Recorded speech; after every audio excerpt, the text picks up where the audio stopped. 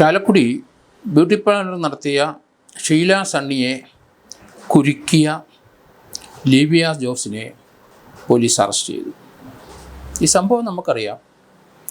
ഷീല സണ്ണിയുടെ മകൻ്റെ ഭാര്യയുടെ അനിയത്തിയാണ് ലിബിയ ജോസ്. ബാംഗ്ലൂരിലാണ് ജോലി. അവരുടെ സുഹൃത്താണ് നാരായണദാസ് എന്ന ആൾ. ഈ ചേച്ചിയും ഭർത്താവും താമസിക്കുന്ന ചാലക്കുടി വീട്ടിൽ പല പ്രശ്നങ്ങളും ഉണ്ടായി. അതിന് ചേച്ചിയുടെ അമ്മായിമ്മ ഷീല സണ്ണിയാണ് കാരണക്കാരി. അവളെ ഒരു പാഠം പഠിപ്പിക്കാം എന്ന് ലിബിയ ജോസിന് തോന്നി. അങ്ങനെ ഒരു വ്യാജ ലഹരി മരുന്ന് കേസിനകത്ത് പ്രതിയാക്കി അവരെ തീർത്ത് കളയാമെന്നാണ് വിചാരിച്ചത്. അവർ ബാംഗ്ലൂരിൽ നിന്ന് ഈ വീട്ടിൽ ചേച്ചിയെ കാണാനായിട്ട് ഷീല സണ്ണിയുടെ വീട്ടിലെത്തി. അവിടെ ചേച്ചിയും ചേച്ചിയുടെ ഭർത്താവും ഉണ്ട്. അന്ന് അവിടെ താമസിച്ചു. രാത്രിയിൽ ഉറങ്ങിയത് ഷീല സണ്ണിയുടെ മുറിയിലാണ്. ആ ഉറങ്ങിയ സന്ദർഭത്തിൽ ഷീല സണ്ണിയുടെ ബാഗിനകത്ത് LSD സ്റ്റാമ്പ് പേപ്പർ തിരികെ വെച്ചു. അവരറിഞ്ഞില്ല, രഹസ്യമായിട്ട്. അതാണ് അതിലൊരു വൈറ്റലായ എവിഡൻസ്. ഇപ്പോൾ എങ്ങനെയാണ് അവരുടെ ബ്യൂട്ടി പാർലറിൽ ഇരുന്ന ബാഗിനകത്ത് ഈ LSD സ്റ്റാമ്പ് പേപ്പർ തിരികെ വെച്ചത്? അവർക്ക് എക്സൈസുകാർ വന്നപ്പം ഒന്നും അറിയില്ല. അത് പരിശോധിച്ചു പറഞ്ഞു. അവിടെ ആ പരിശോധന രഹസ്യ അറയിൽ നിന്ന് ഈ LSD സ്റ്റാമ്പ് പേപ്പർ എക്സൈസ് കസ്റ്റഡിയിലെടുത്തു. ഷീല സണ്ണിയെ അറസ്റ്റ് ചെയ്തു. അവരുടെ 2 വീലറിലും ഇത് പ്ലാൻ ചെയ്തു. ആ 2 വീലറിൽ ഈ സാധനം LSD സ്റ്റാമ്പ് പേപ്പർ ഉണ്ട്, ഇവർ ലഹരി മരുന്ന് വിൽപ്പനക്കാരിയാണ് എന്ന് നാരായണദാസ് എക്സൈസിനെ ഫോണിൽ കൂടെ അറിയിച്ചു. ഇങ്ങനെ വെച്ചു, അവരുടെ ബാഗിൽ വെച്ചിട്ടുണ്ട് എന്ന് പറഞ്ഞുള്ള വിവരം നാരായണദാസിനെ അറിയിച്ചു. അവരുടെ 2 വീലറിനും വെച്ചിട്ടുണ്ട്. തലേദിവസം ഇവരുടെ ബ്യൂട്ടി പാർലർ റെയ്ഡ് നടത്തുന്നതിന് തൊട്ട് തലേ ദിവസം ലിബിയ ജോസ് ഇവരുടെ വീട്ടിലെത്തി. അവരുടെ 2 വീലറിൽ രഹസ്യമായിട്ട് അത് വെച്ചു. അവർ രാത്രി ഉറങ്ങിയത് ഷീല സണ്ണിയുടെ ബെഡ്റൂമിലാണ്. ആ സമയത്ത് അവരുടെ ബാഗിനകത്ത് LSD സ്റ്റാമ്പ് വെച്ചു. ഇങ്ങനെയാണ് ആ കൃത്യം നടത്തിയത്. അതിനുശേഷം നാരായണദാസ് പോലീസ് വിളിച്ചു പറഞ്ഞു. ഏതായാലും ഷീല സണ്ണിയെ പോലീസ് അറസ്റ്റ് ചെയ്തു. ലഹരി മരുന്ന് ഈ പറഞ്ഞ 2 സ്ഥലത്തു നിന്നും കസ്റ്റഡിയെടുത്തു. അവരെ അറസ്റ്റ് ചെയ്തു, റിമാൻഡ് ചെയ്തു. വലിയ വാർത്തയായി. ഷീല സണ്ണിയുടെ ബ്യൂട്ടി പാർലറിൽ ലഹരി മരുന്ന് കച്ചവടമാണെന്ന് വ്യാപകമായി വാർത്ത വന്നു. ലിബിയ ജോസും ചേച്ചിയും അവരുടെ ഭർത്താവും ഉൾപ്പെടെയുള്ളവർ വലിയതായിട്ട് സന്തോഷിച്ചു. കുരുങ്ങി അമ്മായിയമ്മ എന്ന് വിചാരിച്ചു. ഷീല സണ്ണിയെ ഒരു പാഠം പഠിപ്പിക്കാൻ വേണ്ടിയാണ് ഇത് ചെയ്തത്. അവരെ ലഹരി മരുന്ന് കേസിനകത്ത് കുരുക്കി നശിപ്പിക്കാമെന്ന് വിചാരിച്ചു. ഏതായാലും അത് വിലപ്പോയില്ല. 72 ദിവസം കഴിഞ്ഞപ്പം ആ LSD സ്റ്റാമ്പ് പേപ്പറിൻ്റെ റിസൾട്ട് വന്നു. അത് ലഹരി മരുന്നല്ല. അതിനകത്ത് ലഹരി മരുന്നില്ല. അതിനകത്ത് പഞ്ചസാര ഏതോ ചേർത്ത് വെച്ച് ഒട്ടിച്ചതാണ്. ഏതായാലും വലിയ വാർത്തയായി. അത് എക്സൈസ് ഇൻസ്പെക്ടർ ആ റിസൾട്ട് കയ്യിൽ വെച്ചിട്ട് കുറച്ച് ദിവസം 2 ആഴ്ചയോളം അത് പതുക്കി വെച്ചു. എന്ത് ചെയ്യണമെന്ന് എക്സൈസ് ഇൻസ്പെക്ടർക്ക് അറിയില്ല. നിരപരാധി ഒരാളെ ഷീല സണ്ണിയെ 72 ദിവസം സബ് ജയിലിൽ ഇട്ടിരിക്കുകയാണ്. അയാൾക്ക് ഇമ്മീഡിയറ്റായിട്ട് ഇത് വ്യാജമാണ് LSD സ്റ്റാമ്പെന്ന് അറിഞ്ഞപ്പം തന്നെ റിപ്പോർട്ട് എഴുതി മജിസ്ട്രേറ്റിന് കൊടുത്തിട്ട് ഇവരെ അപ്പോൾ തന്നെ റിലീസ് ചെയ്യാൻ ഉത്തരവാദിത്തമുള്ള വ്യക്തിയാണ്. അയാൾക്ക് 2 ആഴ്ചത്തേന് അയാൾ പതുങ്ങിയിരുന്നു. ഇവരെ ജാമ്യത്തിൽ ഇറക്കാനായിട്ട് ഇവരുടെ ബന്ധുക്കൾ ഹൈക്കോടതിയിൽ പോയി.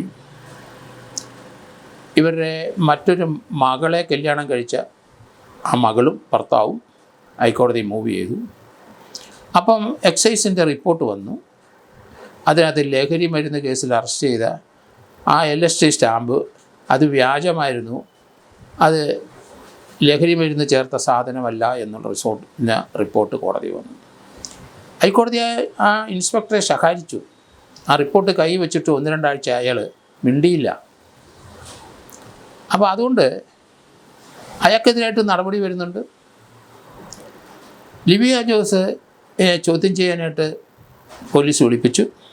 ചാലക്കുടി പോലീസിൽ വിളിപ്പിച്ചപ്പം തന്നെ പോലീസ് അറസ്റ്റ് ചെയ്യുന്നു. നിരപരാധിയാണ്, അവർ ലഹരി മരുന്ന് കച്ചവടം ചെയ്യുന്നവരല്ലേ, തനിക്ക് അതിനകത്ത് കാര്യമൊന്നുമില്ല എന്ന് പറഞ്ഞ് ഹൈക്കോടതി മൂവ് ചെയ്തു. ഹൈക്കോടതി റിപ്പോർട്ട് കിട്ടിയ സമയത്താണ് ഇത് വ്യാജ LSD ആണെന്നും തന്നെ ആരോ ചതിച്ചതാണെന്നുള്ള വാർത്ത വന്നു. അതോടുകൂടി അത് വിലപ്പോവില്ല എന്ന് ലിബിയ ജോസിന് മനസ്സിലായി. അവർ നാരായണദാസുമായിട്ട് ആലോചിച്ചു. അവർ കേരളം വിട്ടു, ദുബായിൽ അവർ പൊക്കളഞ്ഞു. ഒരു വിസിറ്റിംഗ് വിസയിൽ 6 മാസം അവിടെ നിൽക്കാം അവർ സ്ഥലം വിട്ടു. പോലീസ് കേസുമായിട്ട് അന്വേഷണം മുന്നോട്ട് പോയി. ഹൈക്കോടതി ക്ലിയർ ആയിട്ടുള്ള ഡയറക്ഷൻ കൊടുത്തു. കൊടുങ്ങല്ലൂർ DYSP VK രാജു ആണ് അന്വേഷണം ഏറ്റെടുത്തു. അവർ നിരപരാധിയാണെന്നുള്ള മനസ്സിലായി കോടതിക്ക്. അവരെ കുരുക്കിയവർക്കെതിരെ നടപടി സ്വീകരിക്കാൻ കോടതി കൃത്യമായ ഡയറക്ഷൻ പോയി. കൊടുങ്ങല്ലൂർ DYSP VK രാജു അന്വേഷണം ഏറ്റെടുത്തു. 6 മാസമേ അവർക്ക് ദുബായിൽ നിൽക്കാൻ കഴിയുള്ളൂ. അവരുടെ പാസ്പോർട്ട് മരവിപ്പിക്കും, പാസ്പോർട്ട് പിൻവലിക്കും എന്നുള്ള നടപടിയിലേക്ക് പോലീസ് നീങ്ങുന്നു എന്നറിഞ്ഞു. അപ്പോൾ തന്നെ അവർ രഹസ്യമായി മടങ്ങി വരുന്നതാണ് നല്ലത് എന്ന് കരുതി. ഇതിനിടയിൽ നാരായണദാസിനെ പോലീസ് ലൊക്കേറ്റ് ചെയ്തു. അയാളെ അറസ്റ്റ് ചെയ്തു. 1.5 മാസം മുമ്പ് അയാളെ അറസ്റ്റ് ചെയ്തു. അയാൾ പറഞ്ഞു ഇത് താൻ നിരപരാധിയാണ്, ഇത് ചെയ്തിട്ട് തൻ്റെ അടുത്തൊന്ന് എക്സൈസ് വിളിച്ചു പറയാൻ പറഞ്ഞത് ലിബിയ ജോസാണ്, തൻ്റെ സുഹൃത്താണ് ലിബിയ ജോസ്, അതുകൊണ്ടാണ് താൻ അങ്ങനെ ചെയ്തത്. അയാൾ ഒഴിയാനായിട്ട് നോക്കി, പക്ഷേ കുരുങ്ങി. ഇപ്പോൾ ഏകദേശം 1.5 മാസമായിട്ട് 45 ദിവസമായിട്ട് ജയിലിൽ കിടക്കുകയാണ്. നാരായണദാസിനെ അറസ്റ്റ് ചെയ്തതോടുകൂടി വിവരങ്ങളെല്ലാം പാളി, സംഗതി കുരുങ്ങും എന്ന് തോന്നി. 6 മാസത്തിന് വിസയിൽ 6 മാസത്തിന് ദുബായി പോയ ആളുടെ പാസ്പോർട്ട് പിൻവലിക്കാനും മരവിപ്പിക്കാനും പറഞ്ഞു കഴിഞ്ഞാൽ അവിടെ പോലീസ് അറസ്റ്റ് ചെയ്യുമെന്ന് മനസ്സിലാക്കി.